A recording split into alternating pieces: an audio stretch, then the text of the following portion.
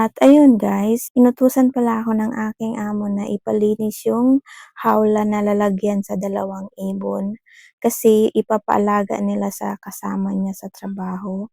Hindi ko naman pwede dalhin sa aking kapatid kasi nga may pusa sila, nakakamrasin ng dalawang ibon. Imported pa naman yung yung ibon na kumakanta siya na sipo lang yung kanta niya. Ang galing nga, nagku-cute-an ako sa dalawang ibon na ito. Ang cute nga nila eh. Tapos, pinalinis sa akin kasi lalagay dyan yung dalawang ibon mamaya.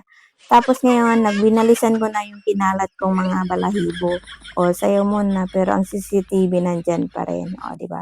Ayan na, pagkatapos ko winalisan sa labas, kasi yung mga yung balahibo, ayan na, hinugasan ko na siya para malinis talaga pagdala nila mamaya sa dalawang ibon.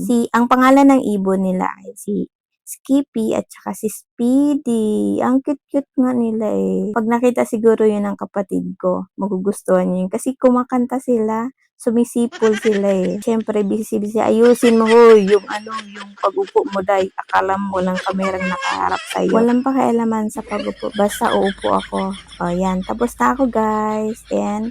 Ganyan. Tapos na ako.